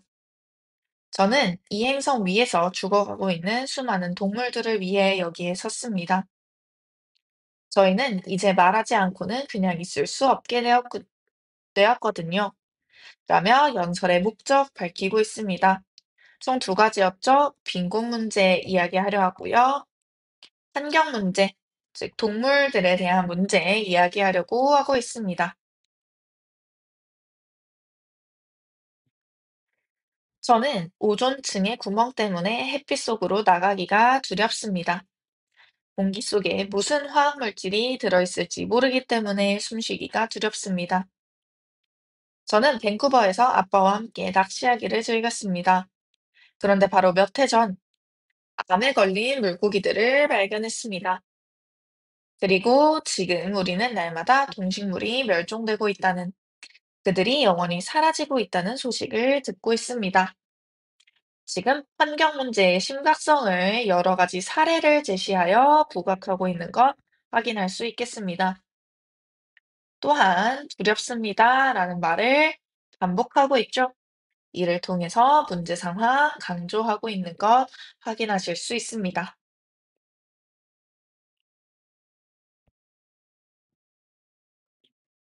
저는 언제나 새들과 나비들로 가득 찬 정글과 열대숲, 그리고 야생동물들의 무리를 보고 싶어 했습니다. 그렇지만 제가 엄마가 되었을 때 우리 아이들이 볼 수 있게 그런 것들이 이 세상에 존재하고 있기나 할지 모르겠습니다. 여러분은 이런 소소한 것에 관해서 제 나이 때 걱정해 보셨습니까? 지금 질문을 건네고 있죠? 이 질문을 통해 청중에게 과거와 다르게 빠르게 파괴되고 있는 환경에 대한 경각심을 유발하고 있고요. 어린아이가 걱정할 만큼 환경 문제가 심각함을 강조하고 있습니다. 이 모든 것이 실제로 우리 눈앞에서 일어나고 있는데도 우리는 마치 충분한 시간과 해결책을 가지고 있는 것처럼 행동하고 있습니다. 이때 우리는 마치라고 표현하면서 충분한 시간과 해결책이 없는데도 있는 것처럼 무책임하게 행동하고 있는 어른들의 문제점에 대해서 지적하고 있습니다. 저는 어린아이일 뿐이고 따라서 해결책을 가지고 있지 않습니다. 저는 여러분께서 과연 해결책을 가지고 있으신지 묻고 싶습니다. 이후에도 나타나겠지만 저는 어린아이일 뿐이다 라는 말을 계속해서 강조하면서 이는 어른이 나서야 하는 문제임을 강조하고 있습니다. 여러분은 오존층에 난 구멍을 수리하는 방법, 연어가 되돌아올 수 있게 죽은 강을 살리는 방법, 사라져버린 동물을 되살려 놓는 방법을 알지 못합니다. 그리고 여러분은 이미 사막이 된 곳을 푸른 숲으로 되살려 놓을 능력도 없습니다. 이처럼 어른들은 망가진 자연을 되살릴 능력이 없습니다. 고칠 방법을 모른다면 제발 그만 망가뜨리길 바랍니다. 여러분은 정부의 대표로, 기업가로, 기자나 정치가로서 여기에 와 계실 것입니다. 그렇지만 그 이전에 여러분은 모두 누군가의 어머니와 아버지, 형제와 자매, 아주머니와 아저씨들이며 또한 누군가의 자녀입니다. 지금 사회적 지위보다는 가족과 이웃으로서의 지위를 강조하고 있는 모습이죠. 이는 환경 문제를 가족의 입장에서 생각할 필요가 있다는 것을 이야기하는 것입니다. 이는 청자의 공감을 유도하는 감성적 설득 전략이라고 확인할 수 있겠네요.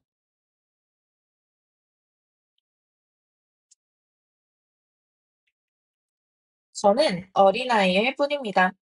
그렇지만 저는 우리가 모두 50억 명으로 된 가족, 아니 3천만 종으로 된 한 가족의 일부라는 사실을 알고 있습니다. 지금 50억 명으로 된 가족, 전 인류를 이야기하는 것이고요.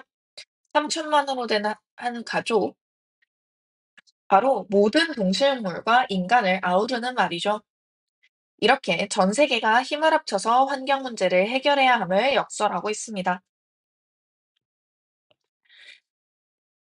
저는 어린아이일 뿐입니다. 그렇지만 저는 우리가 모두 하나이며 하나의 목표를 향해 행동해야 한다는 것만은 알고 있습니다. 적극적인 행동을 촉구하고 있는 부분이죠. 저는 분노하고 있지만 눈 멀어 있지는 않습니다. 저는 두려워하고 있지만 제가 어떻게 느끼는지 세상에 말하는 것을 망설이지는 않습니다.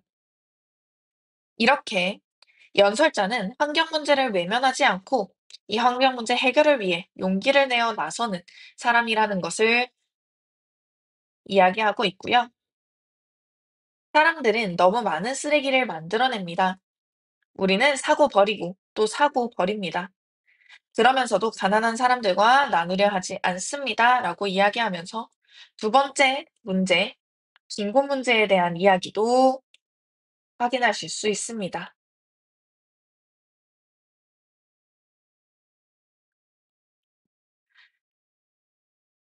연설의 마지막 부분으로 넘어가겠습니다. 학교에서도 유치원에서도 어른들은 저희에게 착한 사람이 되라고 가르칩니다. 어른들은 저희에게 서로 싸우지 말고 절약하고 서로서로 존중하고 청결히 하고 다른 생물들을 해치지 말고 더불어 나누어야 한다고 가르칩니다. 이것들은 모두 어른들이 아이들에게 바르게 살아가라며 가르치는 내용입니다. 그런데 어째서 어른들은 저희에게 하지 말라고 한 바로 그런 행동을 하십니까? 라며 청중에게 부끄럽고 미안한 감정을 유발하고 있죠. 이 또한 감성적 설득 전략 사용하고 있는 것입니다. 여러분이 이 회의에 참석하고 계신 까닭이 무엇이며 누구를 위해서 이런 회의를 열고 있는지 잊지 마십시오. 환경개발 회의의 목적을 상기시키는 것이고요. 저희는 여러분의 아이들입니다. 여러분은 저희가 앞으로 어떤 세계에서 자라날지 결정하고 계신 것입니다.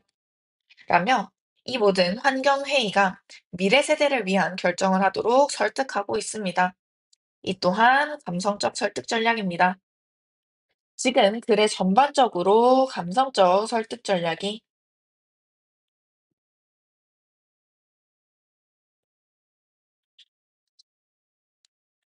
다수 사용되고 있다는 거 확인하실 수 있습니다.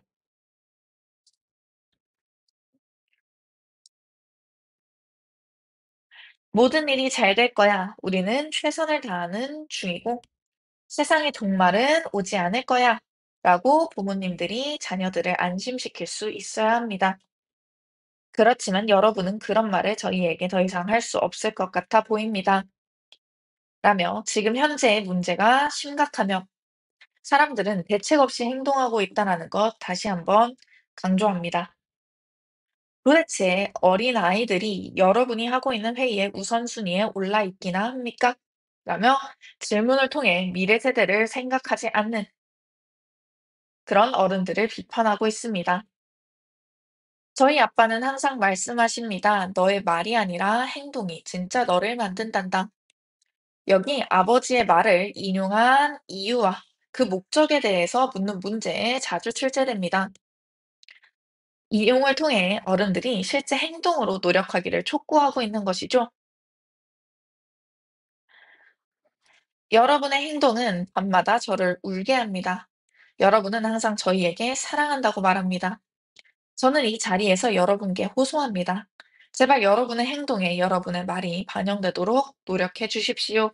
라며 마지막으로 적극적인 행동을 촉구하면서 연설을 마무리하고 있습니다. 그러면 이와 관련해서 5번 문제 한번 같이 풀어볼 텐데요. 영상을 잠시 멈춰두신 후에 문제를 풀어보시고 함께 살펴보겠습니다.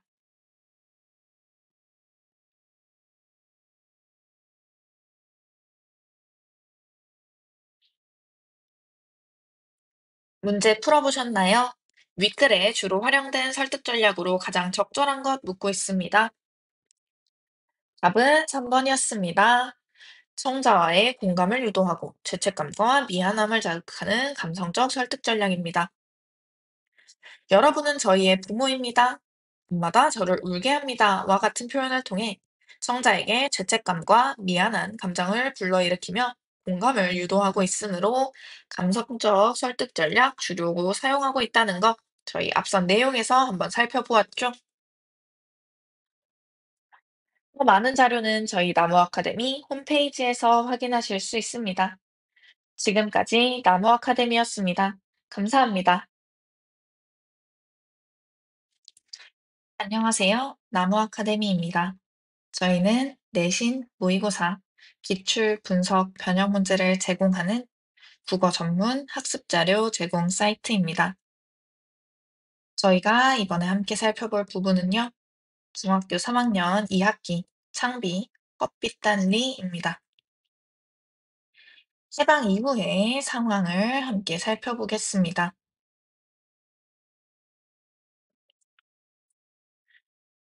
아무리 생각해도 그것은 분명 기적임에 틀림없는 일이었다. 간헐적으로 반복되어 공포와 감격을 함께 휘몰아치는 착잡한 추억. 늘 어제 일처럼 생생하기만 하다. 라며 과거의 상황 제시하고 있는데요. 지금 소설의 구조가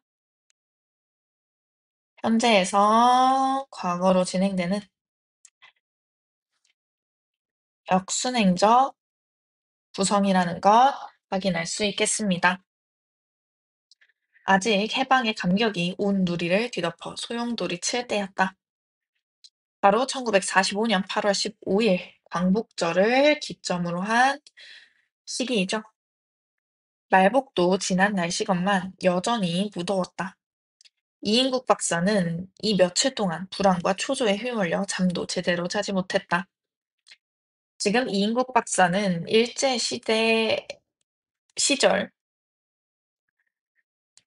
친일파로 활동했던 인물로 자신의 친일 행위를 들켜서 처벌받을까 봐 불안해하는 것이죠. 이처럼 일본이 득세했던 시기가 끝나고 해방이 찾아오자 오히려 불안해하는 이인국 박사의 모습이 나타납니다. 무엇인가 닥쳐올 사태를 오돌오돌 떨면서 대기하는 상태였다. 그렇게 붐비던 환자도 하나 얼씬하지 않고 쉴 사이 없던 전화도 뜸하여졌다. 입원실은 최후의 복막염 환자였던 도청의 일본인 과장이 끌려간 후 텅 비었다. 조수와 약재사는 궁금증이 나서 고향에 다녀오겠다고 떠나갔고 서울태생인 간호원 해숙이만이 남아 빈집 같은 병원을 지키고 있었다. 라며 지금 작품의 시대적 상황에 대해서 설명하고 있는 부분입니다.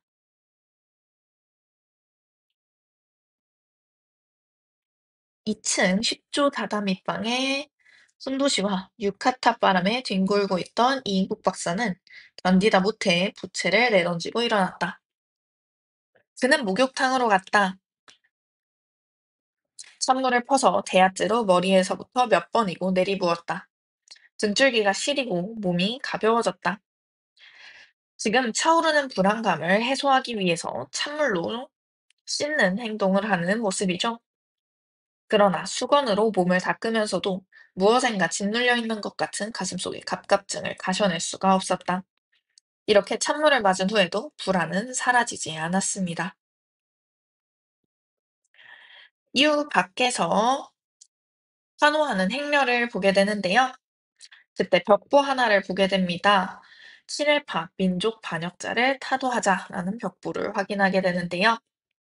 친일파를 청산하기 위한 움직임이 당시에 생생하게 진행되고 있음을 알 수 있겠죠. 순간 이인국 박사는 방 쪽으로 머리를 휙 돌렸다. 나야 원, 괜찮겠지. 라며 스스로를 안심시키는 혼잣말을 하게 됩니다.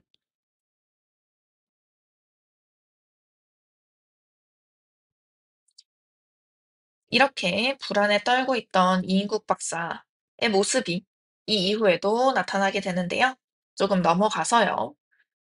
갑자기 밖이 왁자지껄 떠들어대었다. 머리에 깍지를 끼고 비스듬히 누워서 갈피를 잡을 수 없는 생각에 골똘하던 이인국 박사는 일어나 앉아 한길 쪽에 귀를 기울였다. 들끓는 소리는 더 커갔다. 궁금증에 견디다 못해 그는 엉거주춤 구부린 자세로 밖을 내다보았다. 포도에 뒤끓는 사람들은 손에 태극기와 적기를 들고 환성을 올리고 있었다. 이때 적기는 공산주의를 상징하는 깃발로 현재 이북에 소련군이 들어오는 상황을 환영하는 사람들의 모습이 나타납니다. 해숙이 이야기합니다. 아마 소련군이 들어오나 봐요. 모두들 야단법석이에요. 라며 소련군이 들어오던 당시 시대적 상황이 나타나고 있습니다.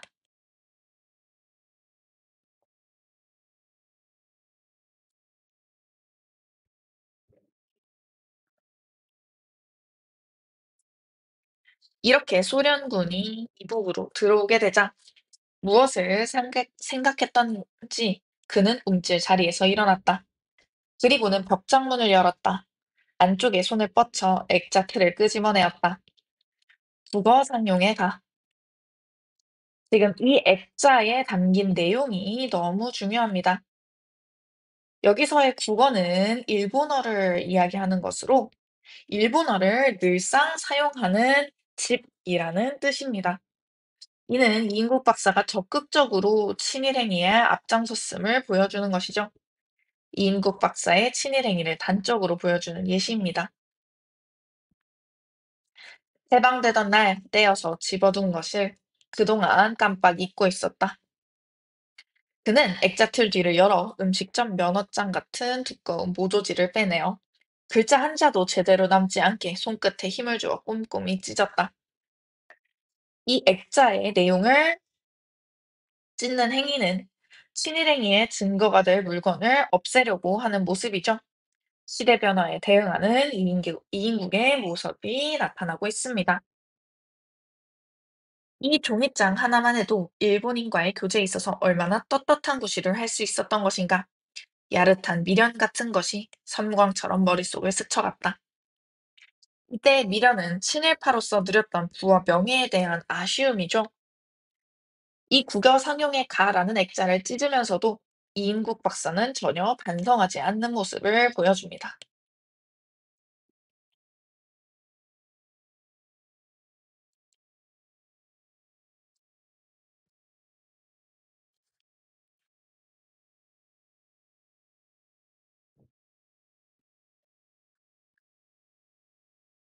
그리고 그는 후 한숨을 내뿜었다.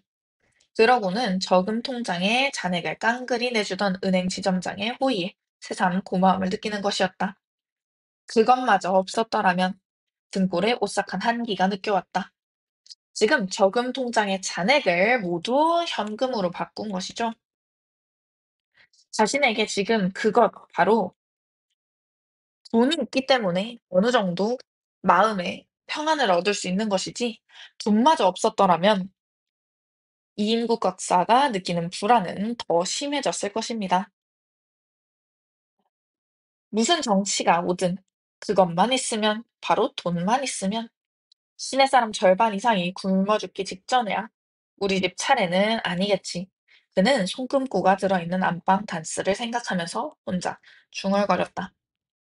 이인국 박사는 무슨 일이 일어나도 꼭 자기만은 살아남을 것 같은 막연한 기대를 곱씹고 있었다.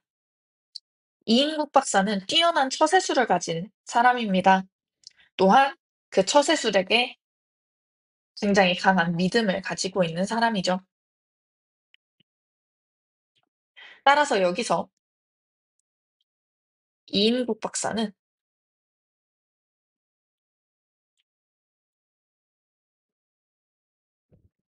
자신의 처세술에 대해서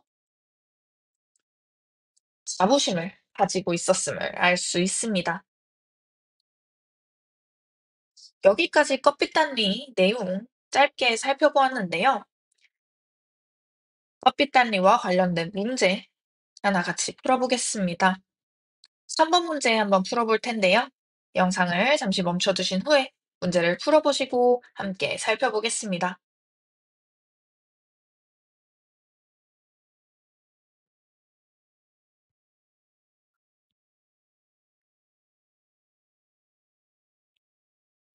문제 풀어보셨나요? 윗글에 대한 설명으로 적절한 것 묻고 있습니다. 답은 3번이었습니다. 주인공에 대한 작가의 냉소적인 시선이 드러난다인데요. 이인국 박사의 위선, 탐욕, 기회주의적 처세를 드러내면 작가가 냉소적으로 인물을 바라보고 있음을 알 수 있겠죠. 또한 국어 상용의 가를 찢는 모습이라던가 자신의 친일 행위에 대해서 전혀 반성하지 않는 모습을 드러내면서 인물과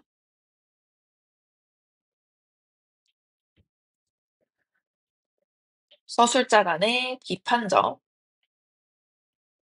거리를 유지하고 있다는 것 파악할 수 있겠습니다. 이렇게 3번 문제까지 함께 풀어보았는데요. 더 많은 자료는 저희 나무 아카데미 홈페이지에서 확인하실 수 있습니다. 지금까지 나무 아카데미였습니다. 감사합니다. 안녕하세요. 나무 아카데미입니다. 저희는 내신, 모의고사, 기출, 분석, 변형 문제를 제공하는 국어 전문 학습 자료 제공 사이트입니다. 저희가 이번에 함께 살펴볼 부분은요. 중학교 3학년 2학기 창비, 통일시대의 국어입니다. 남북한 언어 차이와 그 극복 방안에 대해서 살펴보겠습니다.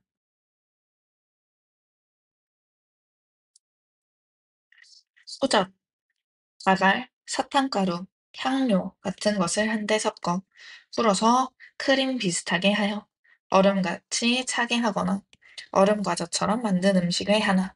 제조기에서 균질을 하거나 종이에 싸거나 잔이나 종이고프에 담아낸다. 이 뜻풀이가 가리키는 단어는 바로 에스키모로 우리가 아이스크림이라고 하는 단어이다. 남한 말로 아이스크림이라는 단어가 북한 말로 에스키모가 되는 것이죠. 또 위 문장에서 소젖, 다갈, 사탕가루, 종이국부는 우유, 달걀, 설탕, 종이컵을 말하는 것입니다. 이렇게 남한과 북한의 단어 가운데에는 의미 차이는 없지만 형태가 다른 단어가 있습니다. 다음 두 문장의 차이도 한번 살펴볼까요? 이렇게 두 문장 살펴보시면 되겠습니다. 두 문장은 띄어쓰기에 차이가 있고 역사와 력사, 올바르게와 올바르게처럼 그 표기에도 차이가 있습니다. 이와 같이 남한과 북한의 언어 사이에는 단어는 물론 표기법에도 차이가 있습니다. 그렇다면 이러한 남북한의 언어 차이 때문에 남북한 사람들이 만나 이야기를 나눈다면 의사소통이 안 될 정도일까? 물론 그렇지 않다라며 지금 스스로 질문을 던지고 스스로 그에 대한 답을 제시하는 자문자답의 방식 사용하고 있는 것 알 수 있습니다. 여기서 글의 내용 전개 방식,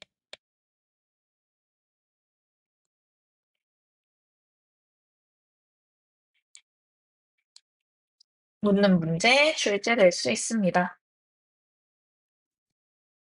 남북한 언어는 말소리, 단어, 문법 구조가 대부분 같아서 남한 사람과 북한 사람이 만나 지금 나눈 대화를 한다 할지라도 의사소통에 지장이 있을 정도는 아니다. 이렇게 남한과 북한의 언어 차이는 매우 심하지는 않습니다. 그러나 실제 북한 사람들과 이야기를 나누거나 북한에서 나온 책을 읽어보면 말소리와 단어 그리고 표기법에 꽤 차이가 있음을 알 수 있습니다. 이렇게 차이가 계속 날 경우 통일된 이후에 의사소통을 할 때 큰 어려움이 생길 수 있겠죠? 지금부터 어떤 차이가 있는지 한번 살펴보겠습니다. 말소리와 표기법에서의 차이입니다.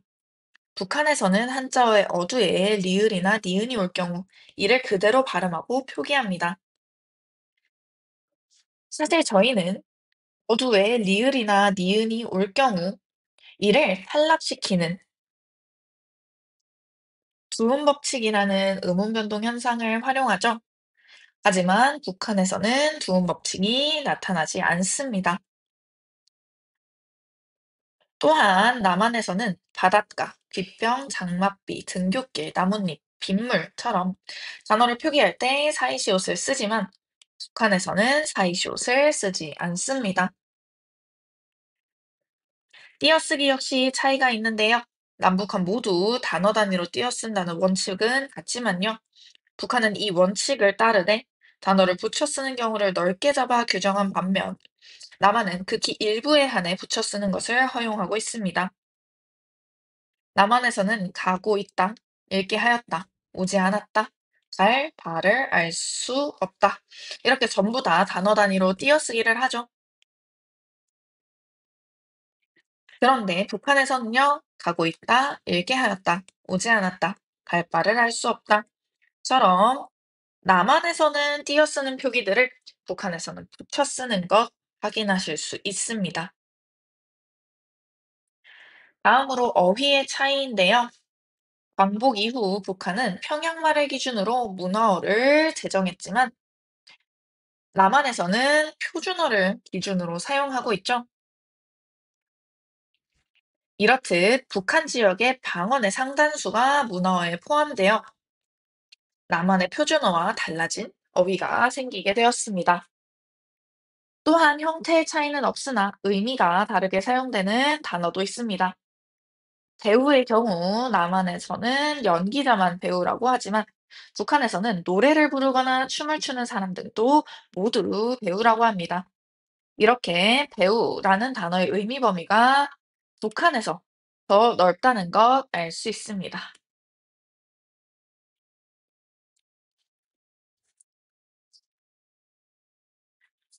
의미가 다르게 쓰이는 단어 가운데 특히 정치성이 강한 것일수록 의미의 차이가 심한데요.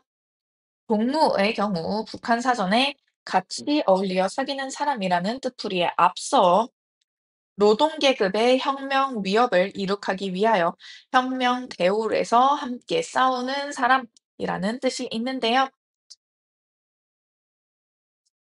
현재 남한에서는 사용하지 않는 정치적인 성향이 들어간 의미가 동무라는 뜻에 반영되어 있는 것을 확인하실 수 있습니다. 선동의 경우에는요, 남한에서는 남을 부추겨 어떤 일이나 행동에 나서게 한다라는 부정적인 의미이지만, 북한에서는 사업을 잘 수행하도록 부추기고 호소한다라는 긍정적인 의미를 가지게 됩니다. 이는 남북한 사회의 이념과 가치가 언어에 어떻게 영향을 미쳤는가를 보여주는 예시입니다. 또한 남북 분단 이후 북한에서 새롭게 만들어 쓰는 어휘도 있는데요. 한자어와 외래어를 다듬어서 사용하는 단어가 그 예입니다. 남한에서 쓰는 한자어인 세탁소, 기성복을 북한에서는 빨랫집, 지은옷이라고 하고, 남한에서 쓰는 외래어인 노크, 나이프, 커튼을 북한에서는 송기첩, 밥상칼, 창가림 등으로 다듬어서 사용하기도 합니다. 마지막으로 표현 방법의 차이가 있는데요. 남한과 북한 사람이 대화할 때는 그 표현 방법이 서로 달라서 의사소통에 어려움을 겪을 수도 있습니다. 남한 사람들은 간접적인 표현에 익숙한 반면 북한 사람들은 직접적인 표현에 익숙합니다. 북한 이탈 주민들은 남한 사람이 헤어지면서 언제 차 한잔해요?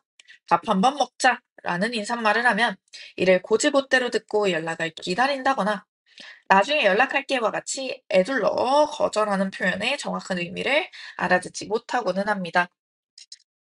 이렇게 별뜻 없이 건넨 인사말에도 직접적인 의미로 받아들이는 경우가 발생하고 있는 것이죠.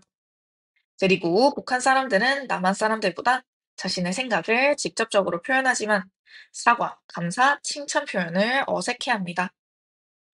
그래서 통일이 된 이후 남북한 사람들이 함께 어울려 살 때에는 이러한 표현 방법의 차이를 잘 이해해야 언어 생활에서 오는 오해를 줄일 수 있을 것이다. 라고 되어 있죠. 이와 같은 내용이 문제에 나올 때에는요, 주로 남한과 북한의 특성을 서로 반대로 제시하는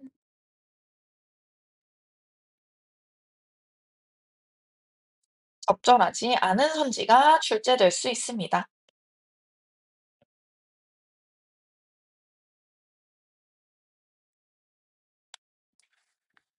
이에 유의해서 문제를 풀어보셔야 되겠습니다. 그렇다면 이와 관련한 문제 하나 같이 풀어볼 텐데요. 이번 문제 함께 풀어보겠습니다. 영상을 잠시 멈춰두신 후에 문제를 풀어보시고 같이 살펴보도록 하겠습니다.